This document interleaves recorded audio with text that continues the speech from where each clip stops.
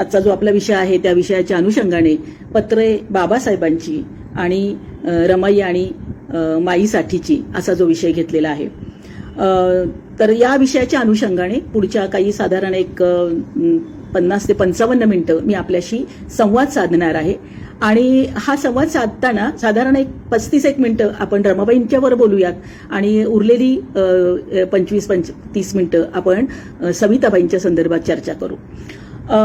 प्रथमतः मी बहुजन संघटनाचे परत एकदा आभार यासाठी मानते की एक माझ्या लक्षात आलेले की गेले कित्येक दिवसांमध्ये यातनं ज्या व्याख्यानमाला होत आहे त्याच्यामध्ये फार वेगळे आणि नवे नवे विषय आपण बाहेर काढतो. हे विषय यासाठी चर्चिले गेले पाहिजेत की अशा विषयातनं एक समग्र असं चित्र आपल्या डोळ्यासमोर उभं राहतं. बरेच वेळा एखादा विचार आपण विचारापेक्षा भावनेच्या अंगाने करत असतो आणि त्याच्यामुळे कुठेतरी एक संपूर्ण विचारांची गल्लत होत राहते आणि खऱ्या अर्थाने जो इतिहास आपल्या डोळ्यासमोर यायला हवा किंवा भावी काळासाठी आपण तो आणणार आहोत तो येत नाही. तर म्हणूनच हे असे विषय खूप आनंदाचे असतात. असे विषय चर्चिले ही खऱ्या अर्थाने इतिहासाची, खऱ्या अर्थाने लेखनाची आणि खऱ्या अर्थाने संशोधनाची एक चांगली गोष्ट म्हणता येईल. तर सुरुवातीला रमाबाईंच्या बद्दल बोलताना महामाता रमाबाई आणि सविताबाई यांना प्रथम अभिवादन करते आणि या आपल्या विषयाला आपण सुरुवात करूया. आपल्या सगळ्यांनाच माहिती आहे की रमाबाईंचं आयुष्य म्हणजे एक फार मोठा संघर्ष होता. किंबहुना आज डॉक्टर बाबासाहेब आंबेडकरांच्या इतक्या वर्षांच्या त्यागाला कुठं काही प्रमाणात फळ मिळालेलं आहे. परंतु ज्या काळामध्ये बाबासाहेब हा स्ट्रगल करत होते, बाबासाहेब अनेक पातळ्यांवर लढत होते, त्या काळामध्ये सगळ्यात महत्वाची गोष्ट अशी होती की कुटुंब ही गोष्ट बरेच वेळा बाजूला ठेवली जाते. बाबासाहेबांच्या अनेक पुस्तकांमध्ये अनेक वेगवेगळ्या पद्धतीनं त्यांचं चरित्र लेखन जर आपण तपासलं तर अर्थातच सगळं आयुष्यच समाजासाठी त्यांनी समर्पित केलेलं होतं. त्यामुळे समाजासाठी बाबासाहेब होते असं असताना कुटुंब हा जो भाग आहे ना तो बराच वेळा मागे पडलेला जातो. आणि म्हणून अगदी बाबासाहेबांचा गौरव ग्रंथ जरी आपण पाहिला तर त्याच्यामध्ये सगळ्या पैलूंनी बाबासाहेबांचं व्यक्तित्व चित्र रंगवलं गेलं. तर कुठेतरी बाबासाहेबांच्या ह्या कौटुंबिक गोष्टीबद्दल काही मिळेल का म्हणून मी जेव्हा पाहायला गेले त्यावेळेस म्हणजे त्या काळामध्ये 10-15 वर्षांपूर्वी तर तिथे बाबासाहेबांच्या कौटुंबिक गोष्टीचा उल्लेख करणारा एकही लेख नव्हता. तेव्हा आपल्या असं लक्षात येतं की ज्या रमाबाईंनं आपलं सगळं आयुष्य पूर्ण आपलं आयुष्य खरं तर ह्या चळवळीला बहाल केलेलं होतं, त्या रमाबाईंच्या बद्दलचं फारसं लिखाण हळूहळू आता प्रकाशित व्हायला लागले. चित्रपट आलेले आहेत, वेगवेगळ्या अंगाने आपण रमाबाईंचं आयुष्य पाहतो. आपल्या असं लक्षात येईल की बाबासाहेब परदेशात गेले 1913ला, नंतर पुन्हा गेले 1920ला, त्यानंतर बाबासाहेब पुन्हा गेले गोलमेज परिषदेच्या संदर्भात 1930, 31 आणि 31, 32 आणि 33ला. त्यानंतरचा कालखंड 1955च्या अलीकडे बाबासाहेब गेले. रमाबाईंच्या बाबतीत जर आपण विचार केला तर बाबासाहेब आणि रमाबाई यांचं संपूर्ण आयुष्यच एक प्रकारे समाजासाठी वाहून घेतलेलं होतं. आणि म्हणून बाबासाहेबांना रमाबाईने जी साथ दिलेली आहे, खरं म्हणजे रमाबाईंचं अगदी कोवळ्या वयात लग्न झाल्यानंतर ज्या काळामध्ये बाबासाहेब मॅट्रिक फक्त पास झालेले होते त्या काळामध्ये आपल्याला एक अतिशय बुद्धिमान पती मिळतो आहे याचं त्यांना आनंद वाटला, कौतुक वाटलं, समाधान वाटलं. आयुष्य असं होतं की काका मामाच्या घरी त्या राहिलेल्या होत्या आणि म्हणून ज्यावेळेस बाबासाहेबांसारखा पती मिळतोय, रामजींसारखा अतिशय बुद्धिमान असणारा, सामाजिकतेची आवड असणारा सासरा मिळतोय, त्यामुळे त्या आनंदित होऊन त्या घरामध्ये आल्या. पण एक फार मोठं घराणं आपल्याला मिळालं याची जाणीव रमाबाईंना झाली. आणि म्हणून रमाबाईंच्या आयुष्याचा म्हणजे आई वडील गेले म्हणून त्या कष्ट करत होत्या, मामाकडे काकाकडे उपरेपणाची भावना होती म्हणून ही मुलगी आपल्या धाकट्या भावंडांना घेऊन आयुष्य जगत होती. ते आयुष्य फार दुःखाचं नव्हतं, तरी पण ते एक प्रकारच्या उपरेपणाचं होतं. आणि म्हणून जेव्हा बाबासाहेबांच्या आयुष्यात त्या आल्या त्यावेळेस अतिशय आनंद, अतिशय समाधान रमाबाईंना लाभलं. पण हे समाधान फार वर्ष नव्हतं. साधारण आपल्या लक्षात येईल की बाबासाहेब 1913ला गेले आणि 13ला ज्यावेळेस त्यांचा परदेश प्रवास सुरू झाला त्यावेळेस बाबासाहेबांची अवस्था अतिशय भयानक होती. म्हणजे मी अन्नास मोताच झालो असं बाबासाहेबांनी आपल्या पत्नीला ज्यावेळेस पत्र लिहिलं, म्हणजेच रमाबाईंना लिहिलं, त्यावेळेस ज्या पतीसाठी म्हणून आपण घरादाराची संपूर्ण जबाबदारी घेतलेली आहे त्या पतीला आर्थिक गोष्टीला मात्र आपण मदत करू शकत नाही याची जाणीव रमाबाईंना होती. आणि म्हणून रमाबाईंनी त्या सगळ्या कालखंडामध्ये म्हणजे रमाबाईंच्या घरामध्ये कोण होतं तर अर्थातच लक्ष्मीबाई नावाच्या त्यांच्या जाऊबाई, त्यांची स्वतःची बहीण गौरा आणि त्यांचा भाऊ शंकर. त्याशिवाय त्यांनी यशवंताला जन्म दिलेला होता आणि लक्ष्मीबाईंचा जो मुकुंदराव हा मुलगा घरामध्ये होता. कुटुंब अतिशय मोजकं जरी असलं तरी कुटुंबामध्ये उत्पन्नाचं साधन नव्हतं आणि बाबासाहेब अत्यंतिक काटकसरीनं राहून अनेकांच्या पद्धतीनं आपल्या ह्या सामाजिक लढ्यामध्ये महत्वाचं स्थान देत देत पुन्हा परदेशाला गेलेले होते. 1913 ते 1917चा कालखंड शिक्षणाचा होता आणि या सगळ्या शिक्षणामध्ये आपला पती खूप शिकून परत येणारे आणि मग मात्र आपला संसार आनंदाचा होणारे अशा काही एका विशिष्ट भूमिकेमध्ये रमाबाई होत्या. तो काळच असा होता ना की आपलं घर म्हणजे पती परमेश्वर मानण्याच्या कालखंडामध्ये रमाबाईंना स्वाभाविकच सगळे संस्कार हे जे मिळालेले होते ते आपल्या पतीला आपल्या कुटुंबाला आपण सांभाळायचं असतं याचेच होते. म्हणून अगदी एकनिष्ठ पद्धतीनं अतिशय आपल्या जीवा प्राणाची पर्वा न करता हे संघर्षाचे दिवस बाबासाहेबांच्या बरोबर रमाबाईने घालवले. साधारण आपल्या असं लक्षात येतं 1920ला बाबासाहेब परत आले आणि 18ला परत आले आणि पुन्हा त्यांना 1920ला जायचं होतं. त्यावेळेस बाबासाहेबांच्या या जाण्यामुळे रमाबाई दुःखी झालेल्या आहेत. कारण रमाबाईंना असं वाटतं की 4 चौघांसारखा आपला नवरा नोकरी करेल, पण ठीक आहे तो बाहेर गेलेला आहे, उच्च शिक्षण घेणार आहे, समाजाला तो काही नवं देणार आहे, पण हे लगेच हा प्रवास त्यांचा इथल्या इथं संपेल अशा भूमिकेत असणाऱ्या रमाबाईंना 1920 नंतर एक मात्र जाणीव झाली की आपला प्रवास हा इतका सोपा आणि साधा नाहीये. 1920चा म्हणजे बाबासाहेबांना रमाबाईंना जे पत्र पाठवलेले आणि जे पत्र बाबासाहेबांच्या हस्ताक्षरामध्ये बाबासाहेबांच्या लेटर हेडवर आहे ते पत्र म्हणजे 25 नोव्हेंबर 1920चं पत्र. आणि या पत्रामध्ये रमाबाईंना तुझ्यावर जवळजवळ सगळी जबाबदारी टाकून मी आलेलो आहे याची मला खंत वाटते, परंतु मी जे काही करतो आहे ते केवळ माझ्यासाठी करत नाही.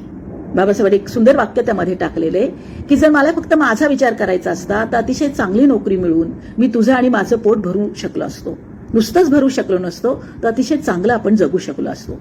पण मी जो काही हा भाग करतो आहे तो केवळ यासाठी की मला माझं कुटुंब हे व्यापक पातळीवर मोठं करायचंय आणि त्याचबरोबर हजारो वर्ष दारिद्र्यामध्ये असहाय्यतेमध्ये अमानवी जीवन जगणाऱ्या अस्पृश्यांसाठी म्हणजेच विकलांग असणाऱ्या समाजासाठी मला कार्य करायचंय. आपल्या लक्षात येईल की 1920ला बाबासाहेबांचं वय जर आपण पाहिलं आणि 1920ला रमाबाईंचं जर आपण वय पाहिलं तर अगदी 18-20 वर्षाच्या रमाबाई आहेत, 25च्या आसपास डॉक्टर बाबासाहेब आंबेडकर आहेत. परंतु अत्यंतिक लहान वयापासूनच समाजाची जाणीव, प्रौढत्वाची एक प्रकारची जाणीव ही त्याच समाजाला त्याच व्यक्तींना होते की ज्यांना आयुष्यामध्ये असणारं वास्तव्य आहे ते ठळठळीत वास्तव लक्षात येतं. आणि म्हणूनच आपल्या लक्षात येतं या एक पत्रामध्ये बाबासाहेबांनी त्यांच्या मोठ्या बंधूंचा उल्लेख केलेला आहे. बाळकाराम जे त्यांचे मोठे बंधू होते की जे कुटुंबापासून वेगळे राहत होते आणि ते कुटुंबापासून वेगळे राहत असल्यामुळे साहजिकच या कुटुंबाला फक्त बाबासाहेब आणि ह्या दोघी जावा यांचंच जे काही कष्ट करायचे होते ते आपल्या लक्षात येतात. 1920च्या कालखंडात आणखीन एक महत्वाची घटना आहे ती म्हणजे बाबासाहेबांनी मूकनायक नावाचं वृत्तपत्र काढलं. आता मूकनायक काढल्यानंतर मूकनायकासाठी एक संपादक मंडळ त्यांनी तयार केलेलं होतं, कार्यकर्ते त्यांना येऊन मिळालेले होते. 1919ला आपल्या असं लक्षात येतं की राजश्री शाहू महाराजांशी भेट झालेली होती आणि या भेटीमध्ये अर्थातच मला अस्पृश्यांना त्यांचा नेता मिळाला असे उद्गार ज्यावेळेस शाहू महाराजांनी काढले त्याच वेळेस आता रमाबाई ही माझी बहीण आहे, माझी भगिनी आहे हेही ते सांगतायत. त्यामुळे आपल्या असं लक्षात येतं की रमाबाईंच्या बद्दलची एक भगिनी भाव शाहू महाराजांच्या मनात होता. त्याच वेळेस रमाबाईंना आपल्या स्थानाची जाणीव झाली की आपला संसार हा फक्त आपल्या एकटीचा नाहीये, हा फक्त 2-4 लोकांचा नाहीये किंवा हा फक्त काही कुटुंबाचा सुद्धा नाहीये, तर बाबासाहेबांचं व्यक्तिमत्व हे अतिशय बलाढ्य आहे आणि राजे राजवाडे ज्यावेळेस आपल्या दारात येतात त्यावेळेस बाबासाहेबांच्या मधली बुद्धिमत्ता ही सर्वश्रेष्ठ आहे. कदाचित रमाबाईंना हे सगळं आकलन आता मी ज्या भाषेत बोलते आहे त्या भाषेत कदाचित झालं नसेल, पण आपला नवरा कोणीतरी मोठा आहे याची जाणीव त्यांना झाली आणि म्हणून या काळामध्ये रमाबाईंनी ज्यावेळेस घरामध्ये अत्यंतिक दारिद्र्य अवस्था आली, बाबासाहेबांनी ठेवलेले पैसे सुद्धा संपुष्टात आले, त्यावेळेस आपल्याला माहिती आहे की रमाबाई भल्या पहाटे शेणागोळा करायला अगदी घरापासून दूर अंतरावर जात होत्या, गौऱ्या थापत होत्या आणि थापलेल्या गौऱ्या दुसऱ्या दिवशी घ्यायला जाऊन भल्या पहाटे पुन्हा आपल्या घरी यायच्या.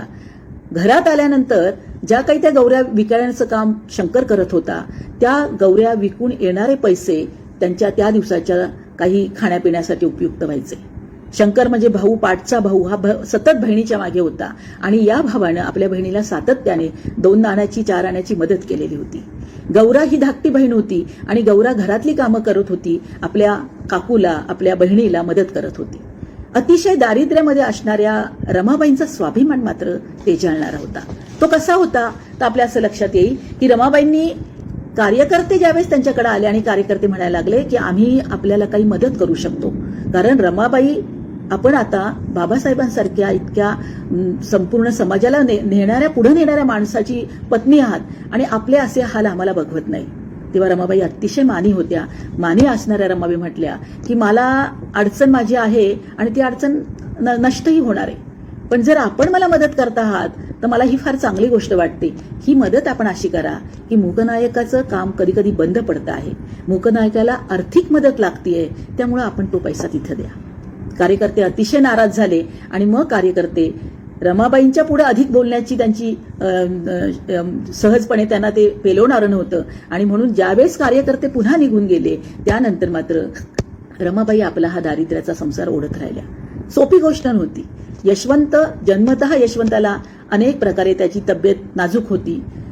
गरोदरपणामध्ये स्त्रीनं अन्न जे खायचं असतं, तिनं जो आहार करायचा असतो, तो तिचा विहार असतो, तो अतिशय चांगल्या प्रकारे असणं ही आवश्यक गोष्ट असते. पण बाबासाहेबांच्या बाबतीत हे होत होतं की इतके बाबासाहेब शिकले परंतु बाबासाहेबांना असणारं जे उत्पन्न होतं ते फार कमी होतं. जातीयतेचे इतके डंख बाबासाहेबांनी आपल्या तरुणपणा सुद्धा मध्ये भोगले की बाबासाहेबांना पैसा केवळ सहजपणे मिळणं ही सोपी गोष्ट नव्हती. वकिली सुद्धा चालत नव्हती. त्याचं कारण असं होतं की अस्पृश्यांकडे कोण जाणार. जातीयतेचा, आर्थिकतेचा आणि एकूण सामाजिक राजकीयच्या सगळ्या बाजूनेचा जो वणवा होता ना, तो आपल्याला 20व्या शतकाच्या सुरुवातीला दिसतो. आणि मग 20व्या शतकाची पहिली 2 दशकं बाबासाहेबांचा झुंजारपणा चालू होता आणि रमाबाईंची त्याला साथ होती. आता रमाबाईंना बाबासाहेबांना साथ दिली ती कुठली तर त्यांचं कुटुंब सांभाळलं एवढीच नव्हती, तर रमाबाईंना हे माहित होतं की आपला पती शिकतो आहे आणि शिक्षण ही गोष्ट त्यांना स्वतःला फार आवडणारी होती. एकच होतं की मामाच्या घरात त्यांना फार शिक्षण घेता जरी आलं नाही तरी शिक्षणाबद्दलची आवड इतकी निर्माण झालेली होती की बाबासाहेबांशी विवाह झाल्यानंतर बाबासाहेबांच्या मुखातनं ज्यावेळेस महात्मा ज्योतिबा फुल्यांचे शब्द ऐकले, सावित्रीबाईंचं कर्तृत्व त्यांनी ऐकलं, त्यावेळेस शिक्षण ही गोष्ट खऱ्या अर्थाने माणसाला पुढे नेते याची जाण मात्र रमाबाईंना झाली. आणि म्हणून बाबासाहेबांनी अक्षर ओळख करून दिली, शब्द गिरवायला शिकवले, अक्षरं त्यांना शिकवली. त्यामुळे किमान बाबासाहेबांना काही पत्र त्या लिहित असत आणि त्यांची आलेली पत्र त्या वाचत असत. आपल्या असं लक्षात येतं साधारण 1923ला ज्यावेळेस बाबासाहेब पुन्हा भारतामध्ये आले, या काळामध्ये शिक्षण पूर्ण झालेलं होतं आणि या काळामध्ये बाबासाहेब आता पुन्हा संसारात रमले अशी एक भावना रमाबाईंची झाली. पण 23 पासून रमाबाईंची तब्येत अशक्त व्हायला लागली होती. त्याचं कारणच असं होतं की अन्न नावाची गोष्ट या कुटुंबामध्ये बाबासाहेबांच्या गैरहजेरीमध्ये कधी मिळणारी नव्हती. मात्र त्या सगळ्याला त्या तोंड देत असतानाच पुन्हा एकदा आपल्याला लक्षात येतं की मधल्या काळात रमेश नावाचा त्यांचा जो मुलगा आहे त्या मुलाचा मृत्यू झाला.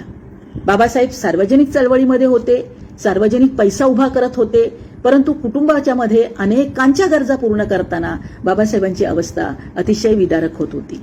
त्यामुळे अन्न पाणी ही जी गोष्ट आज सहजपणे आपल्याला उपलब्ध आहे त्या अन्नासाठी रमाबाईंचा संघर्ष आयुष्यभर होता. रमेश नावाचा जेव्हा त्यांचा पुत्र त्याचं निधन झालं तेव्हा बाबासाहेबांना या गोष्टीचं वाईट वाटलं. वाईट यासाठी वाटलं की अर्थातच ते पित्याचं हृदय होतं, परंतु आपल्या पत्नीला आपण काही गोष्टी देऊ शकत नाही याची अत्यंतिक खंत बाबासाहेबांच्या मनात होती.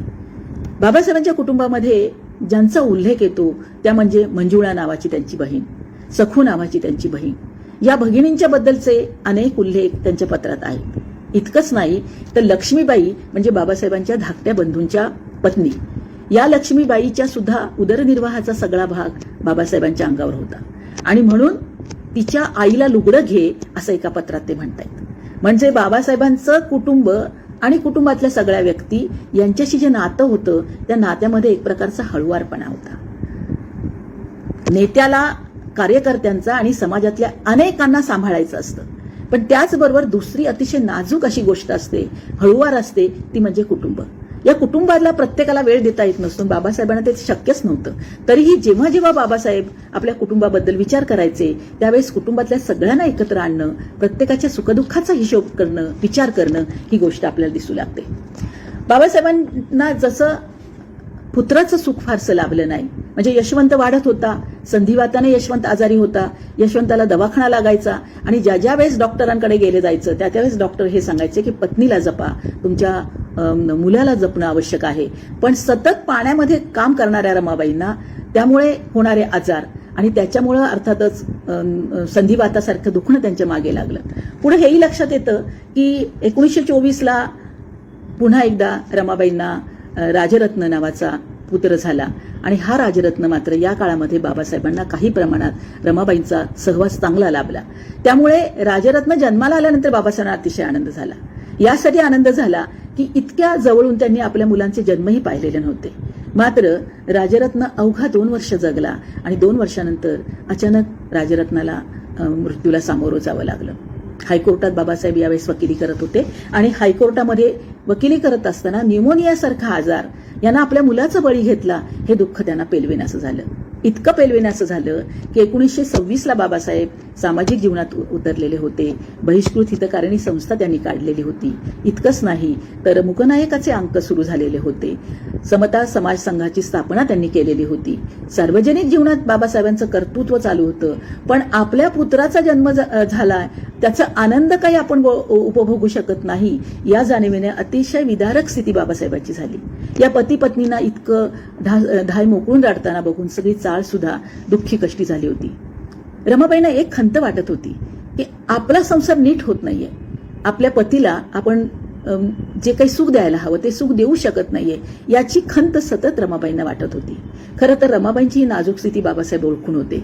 तरी सुद्धा पती पत्नींच्या मध्ये एक जो एकोपा, एक विश्वास, एक आपलेपणा, आत्मीयता असते ती सातत्याने असल्यामुळे अशाही दुःखाला सामोरं जाण्याचं काही सबळ ते गोळा करत होते. मात्र 1926ला बाबासाहेबांनी दत्तोबा पवारांना पत्र लिहिले. या पत्रामध्ये राजरत्नाचा मृत्यू आणि त्या मृत्यूमुळे झालेली स्थिती लिहिली. त्यावेळेस बाबासाहेब जे धडाडीचे आहेत, एक प्रकारे झुंजार वृत्तीचे आहेत, पण त्यांच्यातला बाप, त्यांच्यातला पिता किती हळुवार होता हे यातनं दिसतं की माझं आयुष्य, आम्हा पती पत्नीचं आयुष्य हे जणू काही रान माजलेल्या बागेसारखं झालेलं आहे आणि आम्हाला आता मात्र आमची मुलं मिळणारच नाही की काय अशी एक भीती वाटायला लागली. असं ते आपलं मन या आपल्या मित्रासमोर व्यक्त करताना आपल्याला दिसत आहेत. रमाबाईंच्या आयुष्यामध्ये आणखीन एक महत्वाची गोष्ट आहे. रमाबाईंनी बाबासाहेबांना काही पत्र लिहिलेली आहेत. कारण त्या पत्राला बाबासाहेबांची जी उत्तर येत होती त्या उत्तरामध्ये तुझं पत्र मला मिळालं, मात्र यशवंताच्या अभ्यासाबद्दल तू लिहिलं नाहीस किंवा मुकुंदाबद्दल तू लिहिलं नाहीस असं ते बोलतायत. मात्र बाबासाहेबांच्या पत्रव्यवहाराचा अभ्यास करताना मला बाबासाहेबांची पत्र मिळाली, परंतु रमाबाईंनी लिहिलेलं पत्र हाती उपलब्ध नाही. कदाचित हे पत्र या सगळ्या कालखंडामध्ये नष्टही झालेलं असेल किंवा कदाचित ते पत्राची मूळ कॉपी नसताना कदाचित एखादी प्रती कुणाकडे शिल्लक असेल. परंतु बाबासाहेबांना रमाबाईंचं पत्र उपलब्ध नसलं तरी बाबासाहेबांनी पाठवलेल्या पत्रावरनं रमाबाईंनी काय विचारलेलं आहे, मंजुळाबद्दल त्या काय सांगता येते, मुकनायकाच्या बद्दल त्या काय बोलता येते, कार्यकर्ते घरी येऊन त्यांना काय सांगतायत. आणखीन एक महत्वाची गोष्ट आपल्याशी लक्षात येईल की साधारण 1927ला पुन्हा एकदा या काळात बाबासाहेब आजारी पडले आणि बाबासाहेबांची चिंता रमाबाईंना वाटत असताना मग पुढे आपल्या लक्षात येतं की महाडचा सत्याग्रह, त्यानंतर झालेला नाशिकचा काळाराम सत्याग्रह, मधल्या काळातले 1929चा अंबादेवीचा सत्याग्रह किंवा पर्वतीचा सत्याग्रह, या सत्याग्रहामध्ये बाबासाहेबांनी स्वतःला झोकून दिलेलं होतं. पती पत्नीच्या मध्ये या कालखंडामध्ये फक्त आणि फक्त जे काही बोलणं होत होतं हे सामाजिक कार्याबद्दल होत होतं. त्यामुळे रमाबाईंना एक प्रकारे बाबासाहेबांची सातत्याने वाटणारी चिंता ही आपल्या लक्षात येते. 1930ला बाबासाहेब ज्यावेळेस परत गोलमेज परिषदेसाठी गेले तो कालखंड अतिशय भयंकर होता. म्हणजे बाबासाहेबांची आता सामाजिक जी ओळख होती, सामाजिक स्थान होतं, अस्पृश्यांसाठी म्हणून जे कार्य करत होते त्या कार्याला आता वेगळं वळण लागलं आणि बाबासाहेबांचं एक राष्ट्रीय व्यक्तिमत्व निर्माण झालं. त्यामध्ये सुद्धा आपल्या लक्षात येतं की सातत्याने बाबासाहेबांचा जो कामकाजाचा जो सगळा भाग होता त्याच्यामुळे रमाबाई चिंतित होत्या. 1930ला आपल्या असंही लक्षात येतं महाडच्या सत्याग्रहाच्या काळात, त्याच्या आधीची गोष्ट, की ज्यावेळेस बाबासाहेब रायगडावर गेले आणि रायगडावर गेल्यावर बाबासाहेबांनी ज्यावेळेस शिवछत्रपतींच्या समाधीचं दर्शन घेतलं, तिकडून ते परत येत असताना त्यांच्याविषयी काही गैरसमज पत्रवला गेला आणि त्याच्यामुळे बाबासाहेबांवर काही हल्ले होणार आहेत अशा प्रकारची परिस्थिती निर्माण झाली. या कालखंडामध्ये रमाबाई अगदी थरारून गेल्या. चाळीतल्या बायकांच्या बरोबर रमाबाई धाय मोकूळ रडत होत्या की बाबासाहेबांच्या जीवाला काही बरं वाईट तर होत नाहीये ना. सातत्याने सत्याग्रहात असणाऱ्या बाबासाहेबांची चिंता आणि चिंता करणं हे रमाबाईंच्या आयुष्याचं, उर्वरित आयुष्याचं एक भागच जमला. रमाबाईंवर जे संस्कार झालेले होते, रमाबाई ज्या परिस्थितीत वाढल्या होत्या, त्यामध्ये एकच होतं की त्या काळामध्ये अस्वस्थ झालेल्या रमाबाई फक्त आणि फक्त परमेश्वरावर भार टाकत होत्या आणि म्हणून उपास तापास, सातत्याने उपास तापास असल्यामुळे त्यांची शरीर प्रकृती खंगत होती. तू दवाखान्यात जा, तू हे उपवास बंद कर, असं बाबासाहेब सांगत असताना सुद्धा आपल्या लक्षात येतं की रमाबाईंचे हे उपवास सातत्याने चालू होते. 1930-32 पुणे करारापर्यंत रमाबाईंची अवस्था अत्यंतिक विकलांग झालेली होती. ती या अर्थाने की 1932ला पुणे करार झाला त्यावेळेस बाबासाहेबांवर पुन्हा एक प्रकारचं मोठं संकट आलेलं होतं. महात्मा गांधीजी आणि डॉक्टर बाबासाहेब या संघर्षामध्ये आपल्या पतीचं काही बारवाईट होणार आहे का? कदाचित बाबासाहेबांनी पुणे कराराच्या बाबत अगदी घट्ट भूमिका घेतली तर असं होणार नाही ना की बाबासाहेबांवर सगळ्या जनसमुदायाचा फार मोठा क्षोभ होणार आहे. आणि त्यामुळं या कालखंडामध्ये रमाबाई अक्षरशः रात्रंदिवस फक्त आणि फक्त बाबासाहेबांची चिंता करत होत्या. अन्न पाणी या गोष्टींकडेही त्यांचं दुर्लक्ष होतं. या सगळ्याचा परिणाम असा झाला की 1935ला रमाबाई अत्यंतिक आजारी पडल्या. हा आजारपण वाढत होता आणि या कालखंडामध्ये आपल्या असंही लक्षात येईल की बाबासाहेबांनी राजगृह नावाची वास्तू बांधलेली होती. राजगृहामध्ये ज्या चाळीत वाढलेल्या, खेडेगावामध्ये वास केलेल्या, कोकणातल्या सगळ्या परिसरामध्ये आपल्या वडिलांना, आपल्या बहिणीला, आपल्या आईला मदत करणारी ही रमा मुंबईमध्ये येते. मुंबईला तिचं वास्तव होतं आणि मुंबईच्या कालखंडामध्ये आपल्या असं लक्षात येतं की आणखीन रामजींचं घर तिला मिळतं. रामजींसारख्या इंग्रजी सत्तेमध्ये असणाऱ्या मुख्याध्यापकाचे संस्कार त्या काळातल्या अनेकांवर फार मोठ्या प्रमाणात होते. त्यामुळे कुठेतरी आपल्याला, आपल्या पतीला एक वेगळं स्थान आहे याची जाणीव मात्र रमाबाईंना होती. रमाबाईंची भाषणं, रमाबाईंचं फार मोठं लेखन, रमाबाईंनी कुणासमोर आपली मतं व्यक्त केली हे फार प्रकाशात नाहीये.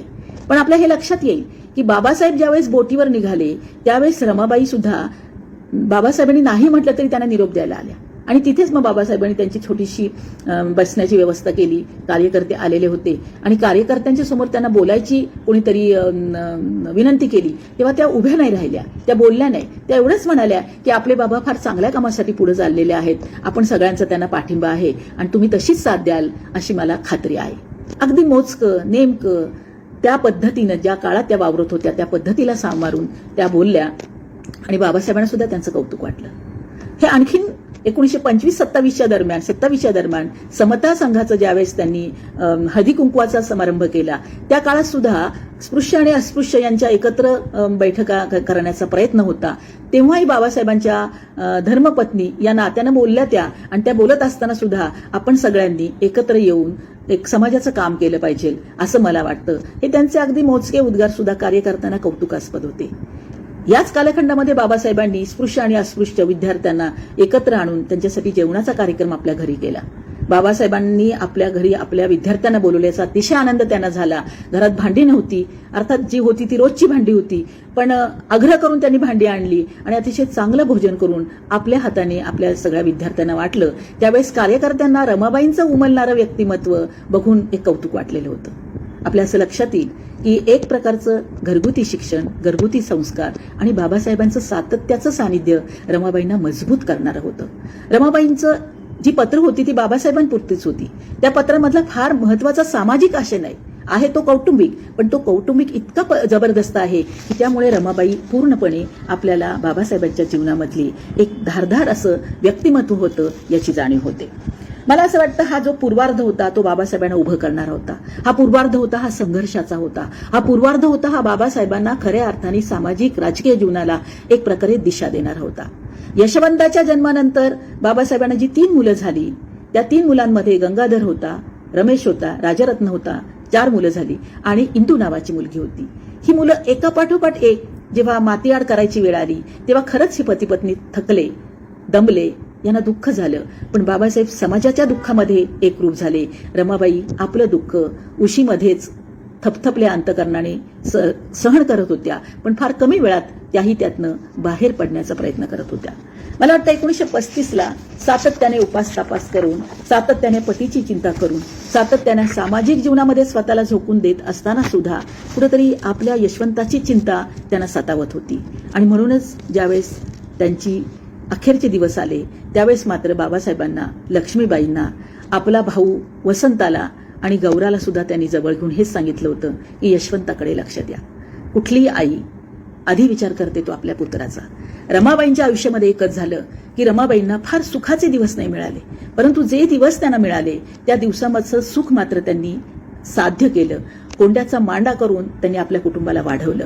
त्यामुळं कदाचित शेवटच्या क्षणी रमाबाईंना माहीत होतं की पुढचे दिवस फार चांगले येणार आहेत, पण त्या दिवस बघायला आपण जरी नसलो तरी आपला समाज कुठेतरी ह्या चांगल्या दिवसामध्ये उभा राहणार आहे. रमाबाईंचा शेवट झाला त्यावेळेस कधी नव्हे ते बाबासाहेब खळाळून रडले, ओक्साबोक्षी रडले.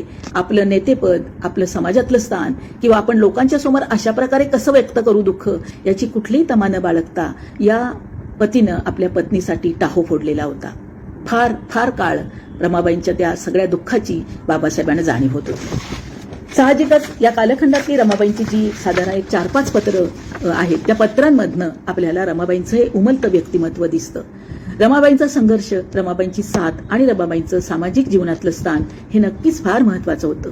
बरेच वेळा कुटुंबातलं दुःख, कुटुंबातली एक प्रकारची अतिशय विकलांग स्थिती जर त्या कुटुंबातली स्त्री आपल्या अंगावर धीरोदात्तपणे घेत असेल तर त्या कुटुंबातल्या पुरुषाला समाजासाठी किंवा वेगळं कर्तृत्व आणि कार्य करण्यासाठी एक फार मोठं आकाश प्राप्त होतं. आणि रमाबाईंनं हेच केल्याचं आपल्या लक्षात येतं. साधारण 1935ला रमाबाईंचा मृत्यू झाला. त्यावेळेस रमाबाईंनी बाबासाहेबांच्या जवळ 29 वर्ष व्यतीत केलेली होती. आणि रमाबाईंचा मृत्यू झाला त्यावेळेस रमाबाईंचं वय अवघं 39 वर्ष होतं. यानंतरचा पुढचा जो भाग आपण बघतोय तो आहे सविताबाई आंबेडकर यांच्याशी. खरं तर बाबासाहेबांनी रमाबाईंच्या मृत्यूनंतर पुन्हा लग्न न करण्याचा विचार केलेला होता. त्यांचं आयुष्यच पूर्णपणे सामाजिक झालेलं असताना कुटुंब, कुटुंबातल्या व्यक्ती, कुटुंबातलं सुख, पती-पत्नींचा संवाद या गोष्टी फारशा होत नव्हत्या. आणि आता रमाबाईंसारखी आपली धीरोदात्त पत्नी जिला आपण फारसं सुख दिलं नाही याची खंत बाळगणाऱ्या बाबासाहेबांना नंतर स्वतःचं वैयक्तिक असं सुख नकोच होतं. यशवंत वाढत होता, लक्ष्मीबाई त्याला वाढवत होत्या, कुटुंबातली इतर माणसं होती, पण बाबासाहेबांचं सगळं आयुष्य आता पूर्णपणे हे समाजासाठी होतं, राष्ट्रासाठी होतं.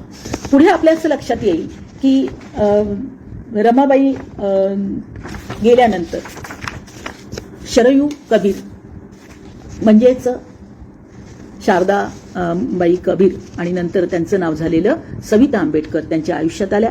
1945ला बाबासाहेबांनी त्यांच्याशी विवाह केला.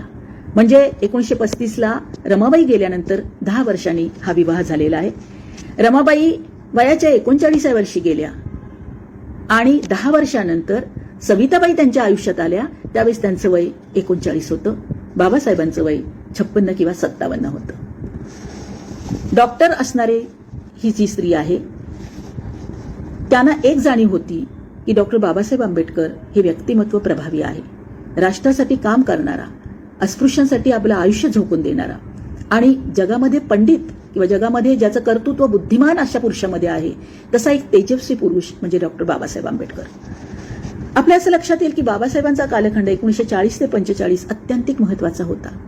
रमाबाईंच्या मृत्यूनंतर अशा काही घटना घडत गेल्या की ज्याच्यामुळे बाबासाहेबांना फार मोठ्या प्रमाणामध्ये एकांती राहावं लागलेलं होतं. परंतु 40 ते 45 या काळामध्ये घटना समितीच्या म्हणजे मसुद्याच्या कामकाजाच्या संदर्भातलं एक मोठा विचार चालू होता आणि बाबासाहेब त्याच्यामध्ये काम करत होते. या काळामध्ये बाबासाहेब आजारी होते.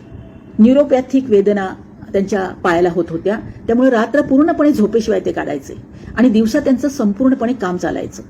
या काळामध्ये वकिलीची कामं ते करत होते. या काळामध्ये बाबासाहेबांना प्राचार्य म्हणून म्हणजे रमाबाई गेल्यानंतर 1936ला लगेचच प्राचार्य म्हणून त्यांची नियुक्ती पण झालेली होती. सार्वजनिक जीवनामध्ये सहभाग होता. 1936ला बाबासाहेबांचा ग्रंथ म्हणजे लिखाणाचं काम तर चालूच होतं. त्यामुळे बाबासाहेब स्वतःला झोकून देत होते आणि रमाबाईंचा पासून त्यांना विसर जितका लवकर पडेल तितका बरा अशी त्यांची एक मानसिक स्थिती झालेली होती. परंतु पुढल्या 10 वर्षामध्ये ज्या घटना घडल्या त्या घटनांमध्ये बाबासाहेबांना एक साथ मात्र हवी होती. ही साथ नेमकी कुठली होती? तर ही साथ बाबासाहेबांना सविताबाई आंबेडकरांनी दिली. एक डॉक्टर म्हणून त्या त्यांच्या आयुष्यात आल्या, एक पत्नी म्हणून त्यांच्या आयुष्यात आल्या आणि खऱ्या अर्थाने बाबासाहेबांचे नंतरचे 9 वर्ष अधिक वेगळ्या पद्धतीने गेलेले आपल्याला दिसतात. 15 एप्रिल 1948ला नोंदणी पद्धतीने विवाह झाला आणि पुढे रमाबाई च्या नंतर जवळजवळ विवाहापूर्वीची 7 ते 8 पत्र बाबासाहेबांनी सविताबाई आंबेडकरांना लिहिलेली आहे. त्यानंतरची पत्र त्यांची नाही आहे. त्याचं कारण असं होतं, हे पुढचे 9 वर्ष ते एकत्रित राहत होते, त्यामुळे साहजिकच लांब अंतरावरनं पत्र लिहिण्याचा प्रश्नच उद्भवत नव्हता. पण ही जी पत्र आहेत ना 7-8, ती पत्र मला अधिक महत्वाची वाटतात. या पत्रामधले बाबासाहेब फार वेगळे आहेत, पण ते वेगळे असले तरी त्यांचा जो मूळ बाणा जो आहे तो मात्र या पत्रातून आपल्याला दिसून येतो. नेत्याचं कर्तृत्व, व्यक्तित्व फार वेगळं असतं. म्हणजे ते लोकांच्या मध्ये एक नेता होते, कार्यकर्त्यांच्या मध्ये एक वेगळ्या पद्धतीनं समोर येत होते, संपादक होते, लेखक होते, अनेक ठिकाणी भाषणं देत होते. इतकंच नव्हे तर एक स्वतंत्र व्यक्तिमत्व राष्ट्रासाठीचं म्हणून त्याचं निर्माण झालेलं होतं. परदेशातली त्यांची एक भूमिका होती किंवा त्यांचं एक व्यक्तित्व वेगळं होतं. पण इथं ते एक पती होते. इतकंच नव्हे ते एक प्रियकरही होते आणि इतकंच नव्हे तर ते एक प्रकारे सहृदयी असा मित्रही होते. आयुष्यामध्ये अनेक भूमिका आपल्याला वठवाव्या लागतात आणि या प्रत्येक वेळेस तुमची जर प्रगल्भ अवस्था असेल, तुमच्याकडे वैचारिक फार मोठं धन असेल तर तुम्ही त्या व्यक्तींना काही प्रमाणात न्याय देऊ शकता. विवाहापूर्वीची त्यांची जी 7-8 पत्र आहेत ती पत्र मला मोठी मजेशीर वाटतात. या पत्रांच्या मध्ये हा जो विवाह झाला या विवाहामध्ये आपल्या असं लक्षात येईल की एक 2-3 मिनिटं फक्त आधीचा कालखंड सांगते की बाबासाहेबांनी 1936ची निवडणूक लढवली, त्यात त्यांना 1945ची निवडणूक लढवली, त्यात त्यांना अपयश आलं. या कालखंडामध्ये बाबासाहेबांचे अस्पृश्यांना स्वतंत्र भारतामध्ये स्थान काय होणार आहे हा केवढा मोठा संघर्ष ते आपल्या लक्षात येईल.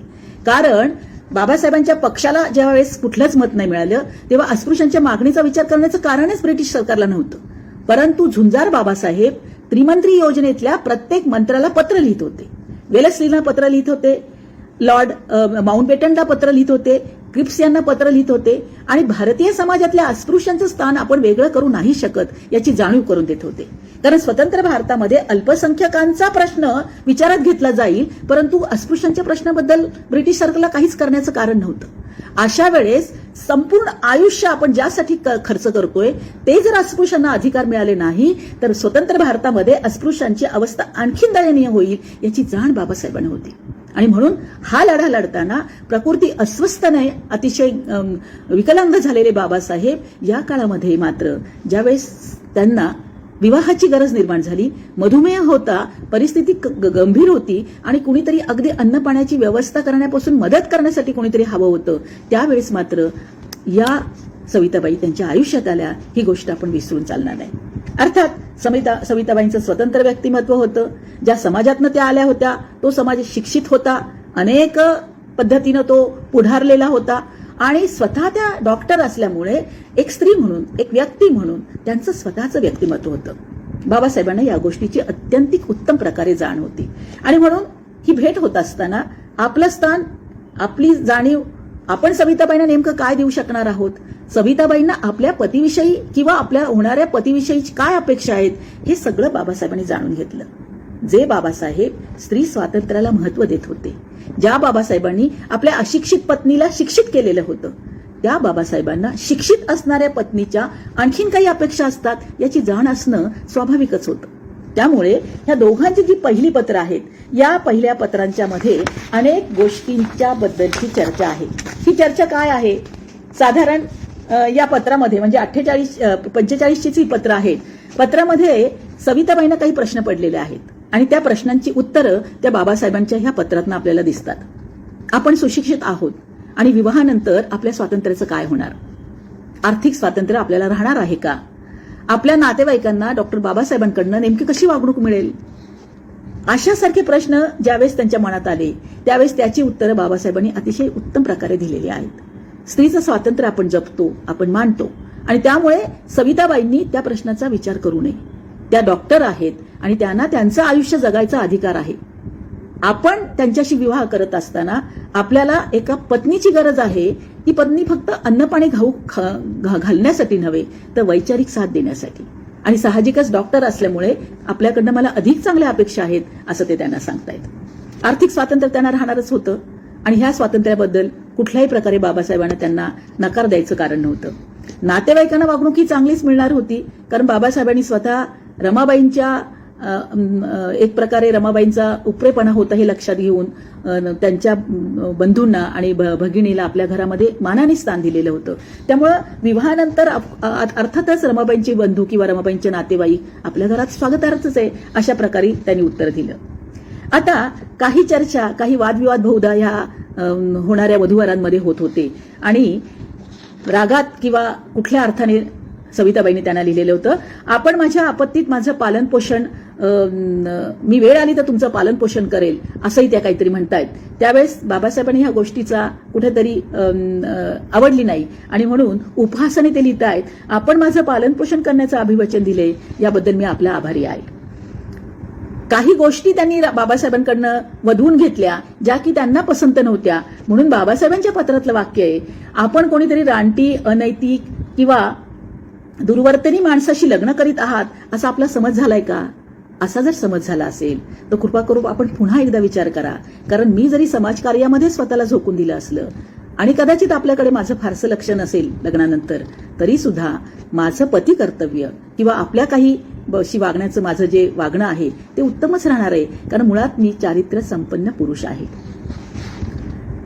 बाबासाहेब खडसावून एक वाक्य सुद्धा लिहितायत, आपल्या स्वभावात सरळपणा नाही असं मला नाईलाजाने म्हणावं लागतं आहे. मला ही गोष्ट फार महत्वाची वाटली. खरं तर बाबासाहेबांना त्या काळामध्ये एक वेगळा अनुभव येत होता. जगभर हिंडलेले बाबासाहेब पती पत्नी किंवा मित्र मैत्रीचं जे नातं आहे ते जाणणारे होते. सविताबाई आंबेडकर हुशार होत्या, वेगळ्या जगातल्या होत्या, वेगळ्या पद्धतीने स्त्रियांचे प्रश्न जाणणाऱ्या होत्या. त्यामुळे अशी एक वैचारिक साथ त्यांना अपेक्षित होती. पण ज्यावेळेस पती पत्नी म्हणून त्या काही गोष्टी आणि एका अर्थाने त्यांनी काही मुद्दे कदाचित बाबासाहेबांकडनं काय उत्तरं येत आहेत यासाठी सुद्धा विचारले असतील, तर त्यावेळेस मात्र बाबासाहेबांमधला हळुवारपणा नष्ट होतो आणि त्यांचा जो मूळचा स्वभाव आहे की जे आहे ते आहे आणि त्याच्याबद्दल ते रोखठोकपणे बोलतात, ते इथेही ते बोलताना आपल्याला दिसून येतात. अर्थात असे बाबासाहेब एका पत्रामध्ये ते सांगतायत, शरूचा राजा आणि राजाची शरू. आता शरू म्हणजे शरयू म्हणजे सविताबाई, त्यांचं आधीचं नाव, आणि कदाचित त्या आपल्या पत्रातनं आपल्या पतीला राजा म्हणतायत म्हणून त्यांनी स्वतःला राजा असंच त्या पत्रात लिहिलंय. त्यामुळे सहजपणे राजाची शरू आणि शरूचा राजा असेही उद्गार त्यांच्या पत्रात येतात. या पत्रामध्ये ते लिहितायत, तू अन्नपाणी सोडलंस हे काही योग्य नाही, कारण माझ्या शब्दाने तू इतकी विवाळ झालीस आणि अशा प्रकारे तुम्हाला कठोर हृदयाचा जर समजत असशील तर मग मात्र फार कठीण होईल. कारण ते म्हणतायत, तुझ्याविषयीची माझी भावना ही अर्थातच अतिशय आपुलकीची आहे, आत्मीयतेची आहे. तुझी आणि माझी भेट हा मला दैवयोग वाटतोय. कुठे गुजरातीत राहणारी तू आणि कुठे राजकारणाच्या भोवऱ्यात गटांगळ्या खाणारा मी. बाबासाहेबांची ही गोष्ट मला अधिक आवडली. कारण कुठलाही पुरुष जेव्हा पती असतो तेव्हा त्याचं स्थान आपल्या पत्नीशी जे असतं ते अढळ असतं, ते एकरूप असतं, तिथेच मोकळेपणाने व्यक्त होण्याचं असतं. आणि म्हणून कधीही कितीही जरी अनेक गोष्टींच्या बद्दल वादविवाद झाले, राग अनुरागाचे क्षण आले, तरी सुद्धा सहजपणे जे उपजत असणारं जे प्रेम आहे किंवा जी आपुलकी आहे ते इथं ते व्यक्त करतात. 16/3/48 ला एक पत्र आहे. या पत्रामध्ये बाबासाहेबांनी जेव्हा त्यांच्याकडनं होकार आला लग्नाचा, या लग्नासाठी त्यानंतर त्यांना एक सोन्याची साखळी भेट दिली आणि या साखळीमध्ये एक पेंडंट होतं. त्या पेंडंटला त्यांनी एक नांगराचा असा फाळ होता आणि त्याला एक गोलाकार किंवा चौकोनी असा एक भाग होता. सविताबाईंशी मी माझ्या पत्रव्यवहाराच्या बाबतीत ज्यावेळेस भेटले, साधारण 95-96 ची गोष्ट असेल, त्यावेळेस कबूतरखान्यामध्ये ही भेट झाली आणि त्या भेटीच्या दरम्यान मला हे पत्रात आल्यामुळे मला हे बघायचं होतं आणि मी त्यांना विनंती केल्यानंतर त्यांनी मला प्रत्यक्षात ती सोन्याची साखळी दाखवली. त्यावेळेस एक खंत त्यांनी व्यक्त केली की मी बाबासाहेबांनी मला एवढी चांगली भेट पाठवली पण मला मात्र ती आवडली नाही, उगीच ते माझ्या गळ्यात काहीतरी बांधल्यासारखं मला वाटलं आणि एक प्रकारचे बंधनच आहे की काय असं मी त्यांना लिहून पाठवलं आणि ते खूप नाराज झाले. या गोष्टीचा नंतर आपल्याला मला तो पडताळा आला की 16/3/48च्या पत्रामध्ये त्यांनी असं लिहिलंय की मी तुला अतिशय सुंदर अशी गोष्ट सहजपणे तुला ती आवडावी म्हणून पाठवली, पण प्रत्यक्षात तुला माझी ही अतिशय सुंदर भेट आवडली नाही, कारण तुला ती कुत्र्याच्या गळ्यात एखादी साखळी बांधावी तशी वाटली, जी की मी तुला अतिशय प्रेमाने माझी सहचारिणी माझी पत्नी भावी म्हणून तुला पाठवलेली होती. पण तुला जर नाराज झाली असशील तर मात्र ही गोष्ट मला दुःख दे, कारण ह्या गोष्टी माझ्यासाठी फार महत्वाच्या होत्या. एक हळुवारपणा बाबासाहेबांचा आपल्याला इथं स्पष्ट होतो. आणखीन एका पत्रामध्ये साधारण 23/3/48 हे पत्र आहे. या पत्रामध्ये बाबासाहेबांनी त्यांना सांगितलेलं होतं की माझं बरेच वेळा डॉक्टरी पेशातली किंवा एका साधारण अशा काही अभ्यासामध्ये अडकून राहिलेली मंडळी, सामाजिक क्षेत्रातलं त्यांचं वाचन कमी होतं. त्यामुळे बाबासाहेबांनी त्यांना एक सांगितलं होतं की सार्वजनिक जीवनामधल्या अनेक गोष्टी अनेक ग्रंथाच्या रूपाने प्रकाशित असतात आणि ते वाचन आपण करावं. त्यामुळे टॉल्स्टॉय, डिझर्ली यांची काही पुस्तकं तू वाच असं त्यांनी आपल्या पत्रात लिहिलं. त्यावेळेस आपण हे वाचन कुठल्या तरी हेतूने मला सांगितलेलं आहे करायला, याच्यामध्ये आपला का हेतू आहे असं काहीतरी खडसावून त्यांनी विचारल्यानंतर बाबासाहेब अतिशय नाराज झाले आणि ते म्हणाले, तू जर अशा प्रकारे प्रत्येक माझ्या काही सांगण्याला जर उलट उत्तर देणार असशील किंवा मला त्याबद्दल काही माझा हेतू विचारणार असशील तर कठीणच होणार आहे. आणि मग ते पुढे म्हणतायत की मला असं वाटतं की टॉल्स्टॉयच्या बायकोनं त्याला जसा त्रास दिला, त्याच्या प्रत्येक गोष्टीमध्ये ती काहीतरी वेगळं विचारत होती, तसा तू मला त्रास तर देणार नाहीयेस ना. आणखीन ते असं म्हणतायत की सातत्याने अशा प्रकारची तुझी समजूत काढायची मला वेळ आली तर कठीणच होणार आहे, कारण माझं आयुष्य हे माझंही राहिलेलं नाहीये, तरीही आपण विवाह करतो आहोत. यामध्ये जसं मला तुझ्याविषयी आपुलकी प्रेम वाटायला लागली आहे तशी तुलाही माझ्याविषयी काही वाटतं आहे हे तू सातत्याने सांगतेस. आणि मग हे सगळं वाचताना म्हणजे माझ्यासारख्या व्यक्तीला असं वाटून गेलं होतं की विवाहाच्या आधीच त्यांचं म्हणजे हे सगळं प्रेम संपुष्टातच येते की काय, किंवा कदाचित हा विवाह सुद्धा होणार नाही, अशापर्यंत ही पत्र आपल्याला दिसत आहेत. परंतु पुढे पत्रात ते समजूतही काढतायत की तू परमेश्वराने मला दिलेला एक ठेवा आहेस हे लक्षात ठेव, कारण फार कमी काळासाठी फार कमी वेळासाठी आपण एकत्र येतोय याची मला जाण आहे. तेव्हा सविताबाईंना बाबासाहेबांनी जी पत्र लिहिलेली आहेत त्या पत्रामध्ये फक्त प्रेम आहे, फक्त सविताबाई आपल्याला हवे असणारे अधिकार मागतायत किंवा कदाचित त्यांच्या मनात काही संशय आहे असं आपल्याला वाटण्याची शक्यता आहे. परंतु एखाद्या व्यक्तीचं ज्यावेळेस आपण आयुष्य पाहतो त्यावेळेस त्याचं कौटुंबिक आयुष्य त्याच्या सार्वजनिक आयुष्यासाठी फार महत्वाचं असतं. जी व्यक्ती सार्वजनिक जीवनात फार प्रचंड प्रमाणे कार्य करते तेव्हा तिला कौटुंबिक आधार, माया हवी असते, तिला एक प्रकारचा साथ हवी असते, आधार हवा असतो आणि तो घरातल्या कुटुंबातल्या स्त्रीकडनं मिळतो. ही स्त्रीची रूपं वेगवेगळी आहे. म्हणजे ती बहीण असेल, बाबासाहेबांनी तर त्यांच्या लहानपणी आत्याने वाढवलेलं होतं, बाबासाहेबांनी त्यांच्या बहिणींना फार मोठा आधार दिलेला होता. रमाबाईंचं कर्तृत्व तर आपण अतिशय महत्वाचं होतं, कारण रमाबाई अतिशय छोट्या वयात त्यांच्या सहवासात आल्या की ज्या काळामध्ये मुलांची वाढ होत असते, मुलांना वेगवेगळे संस्कार आयुष्यभरासाठी पुरतात. त्यामुळे खरं तर या पती पत्नींमध्ये शैक्षणिक अंतर फार होतं, परंतु समजूतदारपणा, अंडरस्टँडिंगपणा फार होता आणि म्हणून कुठेही त्यांच्यामध्ये विसंवाद फारसा होत नाहीये. दुःख होतं, दारिद्र्य होतं, संघर्ष होता. म्हणून पुढचा पूर्वार्ध ज्यावेळेस सविताबाईंशी बाबासाहेबांचा संबंध येतो तेव्हा आपल्या लक्षात येतं इथे एक प्रकारची वैचारिक चर्चा आहे. इथे एक प्रकारे नुसतेच ते तरुण नाहीये तर ते प्रौढावस्थेतले स्त्री पुरुष आहेत आणि प्रौढावस्थेतल्या स्त्री पुरुषांची म्हणून एक गरज असते. ही भावनिक असते, ही सामाजिक असते, ही शारीरिक असते, ही अनेक पातळ्यांवरची असते की ज्याच्यामध्ये एकमेकांना साथ फार महत्वाची असते आणि म्हणून ती साथ आपल्या लक्षात येतं सविताबाईंनी बाबासाहेबांना नक्कीच दिलेली आहे. 9 वर्षाचं त्यांना फक्त वैवाहिक आयुष्य लाभलं. पुढं वयाच्या 93व्या वर्षी त्या गेल्या. जवळजवळ मला वाटतं सविताबाई 1993 वर्षी त्या गेल्या, म्हणजे 2000च्या आसपास त्यांचा मृत्यू झाला. आणि म्हणून बाबासाहेबांच्या आयुष्यामध्ये जसं रमाबाईंचं स्थान अत्यंतिक महत्वाचं आहे, कदाचित तितकं महत्वाचं सविताबाईंचं स्थान नसेल, परंतु सविताबाईंनी दिलेली साथ ही सुद्धा अतिशय मोलाची आहे. कुठलीही स्त्री आपल्या कुटुंबातल्या सगळ्यांच्याच कल्याणाचा विचार करते, कारण ती त्या स्त्रीची त्या कुटुंबातली प्रमुख असते. आणि पती हा तर सहचर असतो, हा सतत साथ देणारा असतो, सुखामध्ये दुःखामध्ये प्रत्येक गोष्टीमध्ये साथ देणारी जी व्यक्ती आहे, किंबहुना आपलीच व्यक्ती आहे. अर्धांगी शब्दामध्ये अर्ध व्यक्तिमत्व आपल्या पुरुषाचं, पतीचं असतं. अशा वेळेस सविताबाईंनी त्यांना साथ दिली नसेल असं आपण चुकूनही म्हणता येणार नाही, कारण राजकारणामध्ये, समाजकारणामध्ये अनेक अनेक अंगाने एखाद्या व्यक्तीच्या बद्दल आपण चर्चा करतो, परंतु बाबासाहेबांच्या फार महत्वाच्या काळामध्ये 1951ला बाबासाहेबांनी राजीनामा दिला हिंदू कोड बिलाबद्दल. त्यावेळेस त्यांची यातायात जी होती, त्यावेळेस सविताबाई त्यांच्या पाठीशी होत्या. बुद्ध अँड हिज धम्मा हे पुस्तक जेव्हा बाबासाहेबांनी लेखन केलं, ते विक्रीसाठी पंडित जवाहरलाल नेहरू यांना त्यांनी पत्र लिहिलेली आहेत आणि या पुस्तकाच्या काही प्रती विकत घ्या, ही अतिशय गरजेची गोष्ट आहे, असं ज्यावेळेस त्यांनी सांगितलं. त्या काळात बाबासाहेबांची आर्थिक अवस्था अतिशय भयानक होती. एके वेळेस बाबासाहेबांना काही पैशाची गरज होती आणि मुंबईमध्येच एका ठिकाणी पैसे घेण्यासाठी एका व्यक्तीनं त्यांना बोलवलेलं होतं. रमाबाईंच्या बरोबर सविताबाईंबरोबर ते गेले. जाताना गाडीमध्ये ते बसलेले होते आणि पैसे मागण्यासाठी सविताबाई वर गेल्या. बाबासाहेब गाडीमध्ये बसलेले होते. हे पैसे अर्थातच आपल्या कामासाठी हवे होते, सार्वजनिक कार्यासाठी हवे होते, पुस्तकाच्या प्रकाशनासाठी हवे होते. सविताबाई वर गेल्या. ज्यांनी पैसे देतो म्हणून सांगितलं त्यांनी आपल्या अनेक अडचणी सांगितल्या. सविताबाईंना अत्यंतिक वाईट वाटत होतं, कारण कुठून तरी हा पैसा येणं गरजेचं होतं. सविताबाई जिन्यावरनं येताना त्यांच्या डोळ्यात पाणी आलं. ते पाणी पुसून त्या जिन्यावरनं खाली आल्या. बाबासाहेब गाडीत होते. सविताबाईंचे अश्रू त्यांनी पाहिले. पण जेव्हा त्या खाली आल्या, बाबासाहेब विचारलं काय झालं. सविताबाई शांतपणे म्हणाल्या, पैसे देणार आहेत ते, आता मात्र त्यांच्याकडे उपलब्ध नव्हते, काही काळातच ते आपल्याला नक्की पैसे देणार. बरं झालं, आपली पैशाची एक अडचण दूर झाली. बाबासाहेबांना कौतुक वाटलं, तर त्यांना माहित होतं की पैसे मिळालेले नाहीत आणि सविताबाई अतिशय शांतपणाने त्या काळातल्या बाबासाहेबांची विकलांग अवस्था समजून घेत आहेत. शारीरिक दृष्ट्या बाबासाहेब अतिशय खंगून गेलेले होते. बुद्ध आणि धम्म, त्याच वेळेस बाबासाहेबांनी धर्मांतर केलं. धर्मांतराच्या कालखंडामध्ये सविताबाईंनी दिलेली साथ आपल्याला विसरता कामा नये.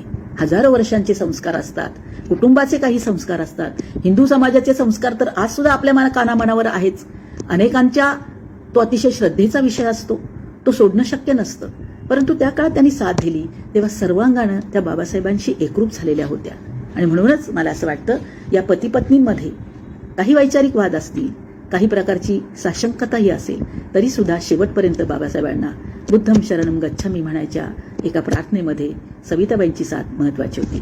तर एकूणच बाबासाहेबांची ही पत्र जशी एकूण समाजाला ऊर्जा देतात, उन्नत अवस्था देतात, खऱ्या अर्थाने पुढचा भविष्यकाळ अतिशय प्रकाशमय करण्याचं सामर्थ्य देतात, एक चेतना देतात, एक प्रेरणा देतात, तशीच ही एक प्रकारची प्रेरणा याही आपल्या पत्नीच्या किंवा आपल्या ह्या सहचारीच्या बाबतीत बाबासाहेबांनी आपली भूमिका निभावलेली आहे. आणि म्हणूनच ही पत्र मला असं वाटतं स्त्री स्वातंत्र्याच्या बद्दल, स्त्रियांच्या शिक्षणाबद्दल, स्त्रियांच्या आत्मनिर्भरतेबद्दल सुद्धा फार मोठा विचार देणारी.